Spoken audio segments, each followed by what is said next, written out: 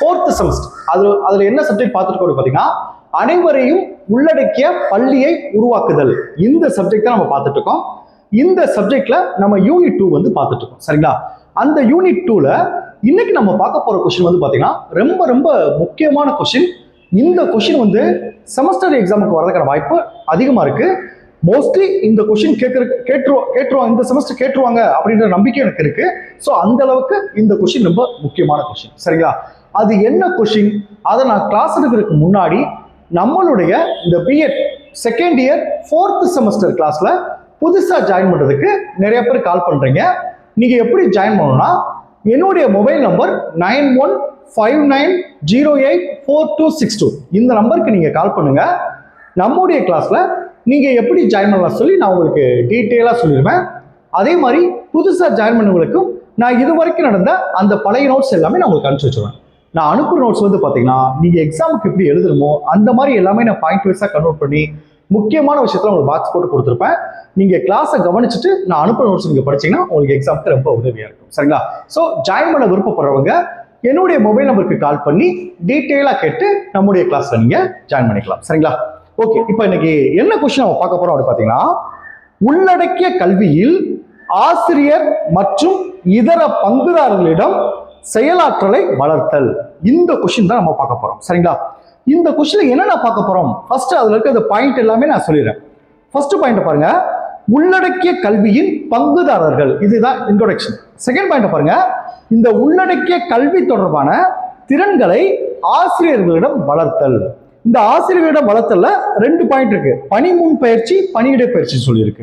மூணாவது தலைப்பு பாருங்க, மாணவர்கள் மற்றும் அவர்களோடு உடன்படிப்பும் சிறப்பு தேவைகள் உடையவரிடம் உள்ளடக்க கல்வி தொடர்பான திறன்களை வளர்த்தல். 4வது பாயிண்ட் பாருங்க, உள்ளடக்க கல்வி தொடர்பான திறன்களை பெற்றோர்களிடம் வளர்த்தல். 5th பாயிண்ட் பாருங்க, உள்ளடக்க கல்வி தொடர்பான திறன்களை பள்ளி நிர்வாகியிடம் வளர்த்தல். இதெல்லாம் பார்க்க போறோம். சரிங்களா? இப்ப பாருங்க, உள்ளடக்கிய கல்வியில் ஆசிரியர்கள் மற்றும் இதர பங்குதாரர்களிடம் செயலாற்றலை வளர்த்தல். நல்லா கவனிச்சுக்கோங்க, நான் உங்களுக்கு ஆல்ரெடி சொல்லியிருக்கேன். இந்த சப்ஜெக்டோடைய கான்செப்ட் என்னன்னு பார்த்தீங்கன்னா செயலாற்றல் குறைபாடுடைய குழந்தைகள், அதாவது சரியா பேச முடியாம இருப்பாங்க, சரியா காது கேட்காம இருப்பாங்க, சரியா கண் தெரியாம இருப்பாங்க. இவங்க எல்லாம் செயலாற்றல் குறைபாடு, அதாவது சில பேர் புரிஞ்சுக்கிற தன்மை இருக்கும், மனரீதி ஏதாவது குறைபாடு இருக்கும். இதெல்லாம் செயலாற்றல் குறைபாடுடைய குழந்தைகள். செயல் ஆற்றல்னா அவங்க செய்ய முடியாத அந்த செயல் ஆற்றல் அப்படின்னு சொல்றாங்க. அதான் செயலாற்றல் குறைபாடுடைய குழந்தைகள். அடுத்து சிறப்பு தேவையுடைய குழந்தைகள். அவங்களுக்கு அந்த குழந்தைகளுக்கு வந்து ஏதாவது ஒரு சிறப்பு தேவை இருந்தால் தான் அவங்களால செயல்பட முடியும். அப்படி குழந்தைகளை பொதுப்பள்ளியில், அதாவது நார்மல் குழந்தைகள் படிப்பாங்கல்ல, அந்த பொதுப்பள்ளியில அந்த குழந்தைகளை சேர்ந்து படிக்க வைக்கணும். அதுக்கு என்னென்ன உத்திகள்லாம் பயன்படுத்தணும், அதுக்கு என்னென்ன தடைகள்லாம் இருக்கு, அந்த தடையெல்லாம் எப்படி நம்ம தகர்க்கணும், அரசாங்கம் இதுக்கு என்னென்னலாம் செய்யுது, மத்திய மாநில அரசுகள் இதுக்கு என்னென்னலாம் செய்யுது, இந்த கான்செப்ட் தான் இந்த சப்ஜெக்ட் ஃபுல்லா. சரிங்களா? இப்ப பாருங்க, இந்த செயலாற்றல் குறைபாடுடைய குழந்தைகள், சிறப்பு தேவையுடைய குழந்தைகள். சரிங்களா? இவங்களை பொதுப்பள்ளியில சேர்க்கிறதுக்கு கல்வியில் பங்குதாரர்களாக இருக்கிறாங்க. இவங்க மனசு வச்சா, இவங்க முயற்சி பண்ணா இந்த குழந்தைகளையும் பொதுப்பள்ளியில சேர்த்துக்க முடியும், அவங்களையும் பொதுப்பள்ளியில படிக்க முடியும் அப்படின்னு சொல்றாங்க.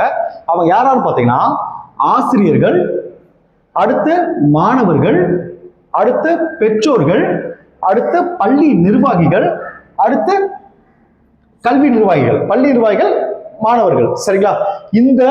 இவங்க எல்லாருமே வந்து பாத்தீங்கன்னா இந்த செயலாற்றல் குறைபாடுள்ள குழந்தைகளை வந்து இந்த கல்வியில பொதுப்பள்ளியில சேர்க்கறதுக்கு இவங்க எல்லாம் முக்கியமான ஒரு பங்குதாரராக இருக்காங்க. சரிங்களா? இப்போ நான் இன்ட்ரோடக்ஷன் சொல்றேன். இப்போ இந்த கான்செப்ட் புரிஞ்சிச்சுல, இப்போ இன்ட்ரோடக்ஷன் சொல்றேன் பாருங்க. இப்போ ஃபர்ஸ்ட் பாருங்க,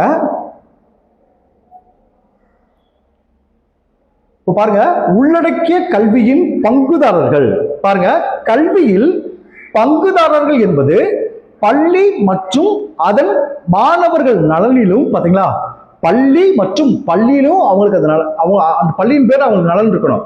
அடுத்து பாருங்க, அதன் மாணவர்கள் நலனிலும் வெற்றியிலும் ஈடுபாடு கொண்ட எவரையும் குறிப்பிடுவதாகும். அந்த பள்ளியிலையும் அந்த மாணவர்களுடைய யாரெல்லாம் ஈடுபாடு வச்சிருக்காங்க அவங்க நல்லா வரணும், அந்த பள்ளி நல்லா வரணும், யாரெல்லாம் ஈடுபாடு வச்சிருக்கோ அவங்க எல்லாம் பங்குதாரர்கள் அப்படின்னு சொல்லுவாங்க. அவங்க எல்லாம் யாராவது பாருங்க, ஃபர்ஸ்ட் பாருங்க, நிர்வாகிகள், ஆசிரியர்கள், மாணவர்கள், பெற்றோர்கள், குடும்பங்கள், சமுதாய உறுப்பினர்கள், தேர்ந்தெடுக்கப்பட்ட மாநில பிரதிநிதிகள் ஆகியோர் உள்ளடங்குவர். இவங்கள் எல்லாம் இந்த செயலாற்ற குழந்தைகள் வந்து பொதுப்புள்ளியில பங்கு வரனா இவருடைய பங்குகள்லாம் தேவைப்படுது. இதுதான் பங்குதாரர்கள் சொல்லுவாங்க. சரிங்களா? இப்ப அடுத்த பாயிண்ட் பாருங்க. கல்வியில் பங்குதாரர் என்னும் சொல் நல்லா கவனிச்சிங்களா? கல்வியில வந்து பங்குதாரர் என்னும் சொல் பள்ளியின் பால் அதன் மாணவர்களிடத்திலும் ஈடுபாடு கொண்டவரை குறிப்பிடுகிறது. அதாவது பாருங்க, தனிப்பட்ட முறையிலோ அந்த பள்ளியிலோ அல்லது மாணவர்களோ ஒரு தனிப்பட்ட முறையிலோ இல்ல தொழில் ரீதியாகவோ இல்ல பொதுநலன் நோக்கிலோ அல்லது பொருளாதார நோக்கிலோ ஈடுபாடு அல்லது அக்கறை கொண்டுள்ளோர் அதன் பங்குதாரர்கள் என்று குறிப்பிடுகின்றனர். இப்போ உங்களுக்கு தெரிஞ்சிச்சா பங்குதாரர்கள் என்ன தெரிஞ்சிச்சா? ஓகே. இப்போ நான் உங்களுக்கு வந்து அதுல என்னென்ன தலைப்புகள் வரும்னு சொல்லியிருந்தேன். அதுல இன்னைக்கு என்ன பார்க்க போறோம்னா, இந்த உள்ளடக்கிய கல்வி தொடர்பான திறன்களை ஆசிரியர்களிடம் வளர்த்தல். ஆசிரியர்கள் எப்படி இதுல ஈடுபாடு கொள்ள செய்ய முடியும், ஆசிரியர்களுக்கு என்னென்ன திறமைகள்லாம் வேணும், அதை தான் இன்னைக்கு பார்க்க போறோம். சரிங்களா? அது இன்ட்ரோடக்ஷன் பாருங்க. இந்தியாவில் சிறப்பு கல்விக்கான ஆசிரியர் பணி முன்பயிற்சி நேர்முக வகுப்புகள் மூலம் தொலைநிலை கல்வி வாயிலாகவும் அளிக்கப்படுகிறது. இதை தவிர சிறப்பு கல்வி ஈடுபட்டுள்ள ஆசிரியர்களுக்கு பணியிடை பயிற்சியும் அளிக்கப்படுகிறது. 2 பணியிடை பயிற்சி அளிக்கிறாங்க. 1 பணி முன் பயிற்சி, 2 பணியிடை பயிற்சி. அதுல ஃபர்ஸ்ட் ஒன்று பாருங்க, பணி முன் பயிற்சி தான் நீங்க பார்க்க போறோம். அதுல ஃபர்ஸ்ட் பாயிண்ட் பாருங்க. இந்தியாவில் சிறப்பு கல்வியில் ஆசிரியர் பயிற்சி பெறுவதற்கான வசதிகள் உள்ளன. இவை பெரும்பாலும் இடைநிலை கல்வி அளவில் அமைந்துள்ளது. சரிங்களா? இடைநிலை கல்வி அளவில் அமைந்துள்ளது சொல்லியிருக்காங்க. செகண்ட் பாயிண்ட் பாருங்க. சிறப்பு கல்வியில் இடைநிலை ஆசிரியர் பயிற்சி அளித்திடும் நிறுவனங்கள் 159, சிறப்பு கல்வியில் தொடக்கநிலை ஆசிரியர் பயிற்சி அளிக்கும் நிறுவனங்கள் 11 உள்ளன. தேர்ட் பாயிண்ட் பாருங்க. சிறப்பு கல்விக்கான கலைத்திட்டத்தை உருவாக்குதல், மேம்படுத்துதல், அங்கீகரித்தல் ஆகிய பணிகளை மேற்கொள்ளவும், சிறப்பு கல்வி அளித்திடும் நிறுவனங்களை தொடர்ந்து கண்காணிக்கவும், அவற்றின் தரத்தை பராமரிக்கவும் தேசிய புனர்வாழ்வு கல்வி நிறுவனம் 1992 ஆரம்பிக்கப்பட்டு 2000 ஆண்டு முதல் தீவிரமாக செயல்பட தொடங்கியது. அடுத்த 4ஆம் பாயிண்ட் பாருங்க. மத்திய பிரதேச மாநிலத்தில் உள்ள போஜ் பல்கலைக்கழகம் பயிற்சியை தொலைநிலை கல்வி வாயிலாக அளிக்கிறது. 5ஆம் பாயிண்ட் பாருங்க. பொதுக்கல்வியில் பிஎட் படிப்பை பயிலும் மாணவர்களுக்கு இந்த சிறப்பு கல்வியில் முதுநிலை பட்ட படிப்பை அண்மை காலமாக இந்த போஜ் பல்கலைக்கழகம் வழங்கி வருகிறது. அடுத்து பாருங்க. இப்படிப்பில் வெற்றி பெறுவோர் பிஎட் ஸ்பெஷல் எஜுகேஷன் பெற்றோருக்கு சமமாக இந்த போஜ் பல்கலைக்கழகம் படிச்சவங்க வந்து பிஎட் ஸ்பெஷல் எஜுகேஷன் படிச்சவங்களுக்கு வந்து சமமாக கருதப்படுவர் அப்படின்னு சொல்றாங்க. 7ஆம் பாயிண்ட் பாருங்க. இப்பட்டய படிப்பை மேற்கொள்வோர் ஏதேனும் ஒரு குறைபாடு புலத்தில், ஏதேனும் ஒரு குறைபாடு, அது என்னென்ன குறைபாடு? பார்வைத்திறன் குறைபாடு, அதை பத்தி படிக்கலாம். செவித்திறன் குறைபாடு பத்தி படிக்கலாம். பேச்சு குறைபாடு, மனவளர்ச்சி குறைபாடு போன்றவைல ஏதாவது ஒரு பார்ட் எடுத்து அவங்க படிக்கலாம் அப்படின்னு சொல்றாங்க. அது 8th பாயிண்ட் பாருங்க. சிறப்பு கவனம் செலுத்தி படிக்க வேண்டும். உலகிலேயே இந்திய பள்ளி கல்வி அமைப்பு மிக பெரியதாக திகழ்வதை போல சிறப்பு தேவைகளுடைய மாணவர்கள் எண்ணிக்கையும் மிக அதிகம் சொல்றாங்க. 9th பாயிண்ட் பாருங்க. இச்சூழலில் சிறப்பு கல்வியில் ஆசிரியர் பயிற்சி பெறும் திட்டத்தை விரிவாக்குதலும் வலுப்படுத்தலும் மிகவும் அவசியம் அப்படின்னு சொல்றாங்க. சரிங்களா? அடுத்து முக்கியமான பாயிண்ட்ஸ் பாருங்க.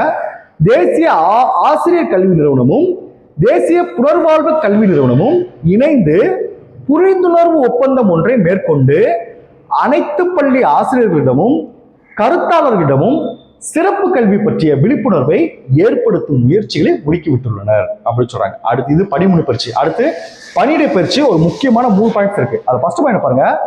தொடக்கப்பள்ளி ஆசிரியர்கள் அனைவரும் உள்ளடக்கிய கல்வி பற்றிய அடிப்படை விவரங்களை அறிந்திடவும் அதனை செயல்படுத்துவதற்கு தேவையான அடிப்படை திறன்களை பெற்றிடும் விதமாகவும் சர்வசிக்ஷா அபியான் திட்டத்தில் பல்வேறு பணியிடை பயிற்சி திட்டங்கள் நடைமுறைப்படுத்தப்பட்டன. 2ஆம் பாயிண்ட் பாருங்க. SSCIயின் பணியிடை பயிற்சி திட்டத்தின் கீழ் அனைத்து தொடக்கப்பள்ளி ஆசிரியர்களுக்கும் 20 நாட்கள் பணியிடை பயிற்சி பெறுவது கட்டாயமாக்கப்பட்டுள்ளது. 3ஆம் பாயிண்ட் பாருங்க. அதில் இந்த ஸ்பெஷல் எஜுகேஷன் தொடர்பான பணியிடை பயிற்சியும் இடம்பெற செய்யப்பட்டுள்ளது. இதன் முக்கிய குறிக்கோள் அனைவரையும் உள்ளடக்கிய கல்வி என்பதன் பொருள் மற்றும் அதன் முக்கியத்துவத்தை பற்றி அறிந்திட செய்தலாகும். சரிங்களா? ஸோ இந்த கிளாஸ்ல வந்து ஆசிரியருடைய பங்குகள் பார்த்தாச்சு. அடுத்த கிளாஸ்ல மற்றதை பற்றி பார்ப்போம். சரிங்களா? Okay, thank you students. நம்ம நெக்ஸ்ட் கிளாஸ்ல பார்ப்போம்.